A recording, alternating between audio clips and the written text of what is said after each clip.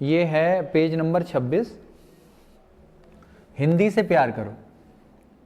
हिंदी आपकी भाषा है और हिंदी भाषा में ही हम पढ़ रहे हैं। हिंदी से प्यार करो। ये जो विदेशी आक्रमणकारी हैं प्राचीन भारत के इतिहास में, उनका क्रम याद करते हैं। हिंदी, सबसे पहले जो आक्रमण हुआ है हिंद यूनानियों का हुआ है, से फिर शक का हुआ है, पल्लव का हुआ है, करो कुषाणों का हुआ है। इनको क्रम में लगाने का प्रश्न आएगा। हिंदी से प्यार करो, हिंदी, हिंद यूनानी, से शक, पल्लव, क कुषाण। आगे चलते हैं। सिकंदर के समकालीन नंदवंश, नंदवंश महापद्म नंद, सिकंदर के समकालीन नंदवंश का अंतिम शासक घनानंद था। घनानंद को यूनानी लेखकों ने अग्रमीज कहा है। इसका जो प्रतिपादक हैं या संस्थापक हैं नंदवंश के, महापद्म नंद हैं, और अंतिम शासक जो हैं घनानंद, और घनानंद को ही चंद्रगुप्त मौर्य ने हराया था। सिकंदर ने 2 नगरों निफैया और निरकया, निफैया कहिए या निरकया कहिए, या बउकेफला या बुके फेलस की स्थापना की थी। सिकंदर के आक्रमण के समय अस्वक एक सीमांत गणराज्य था जिसकी राजधानी मस्सक थी। अस्वक और मस्सक।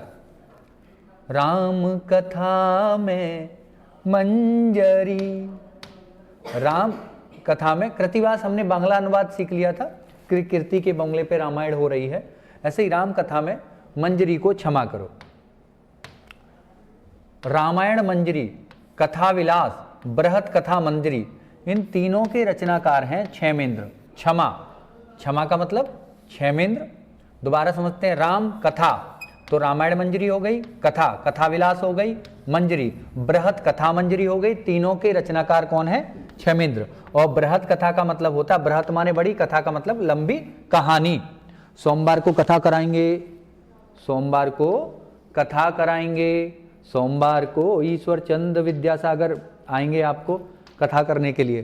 तो एक सोमरस अखबार है, उसका भी यहीं से याद हो जाता है, सोमवार को ईश्वर का दिन है और सोमवार को कथा कराएंगे। तो कथा सरित सागर, सोमवार सोमदेव, कथा सरित सागर पुस्तक संस्कृत भाषा में सोमदेव के द्वारा लिखी गई है। आगे चलते हैं।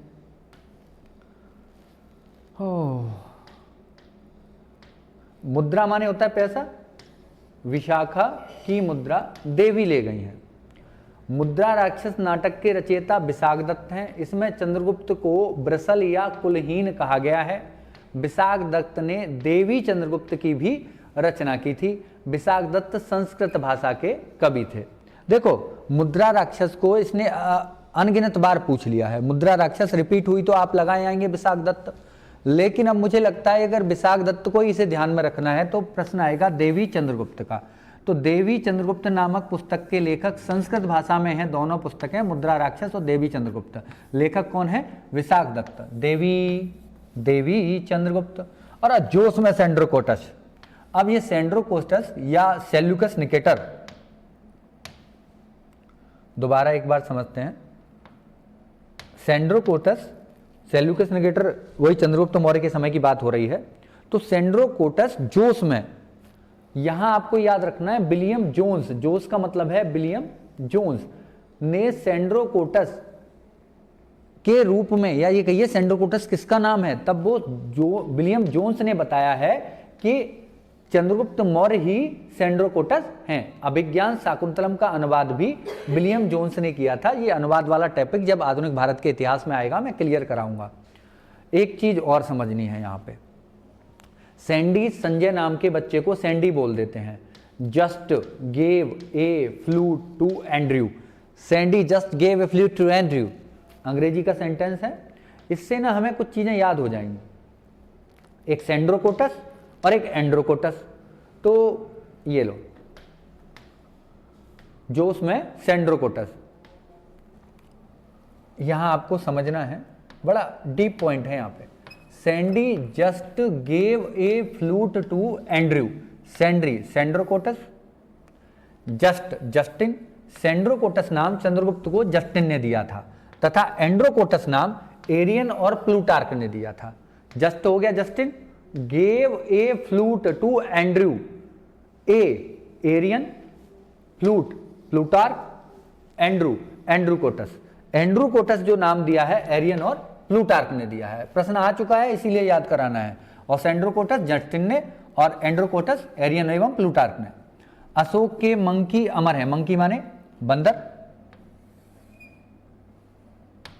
मंकी माने बंदर। थोड़ा बोरिंग हो जाता है क्योंकि बहुत डीप प्रश्न है इसमें। अशोक, मंकी मैकेंजी, अमर अमरावती स्तूप। अमरावती स्तूप अशोक द्वारा बनवाया गया तथा मैकेंजी द्वारा खोजे गए।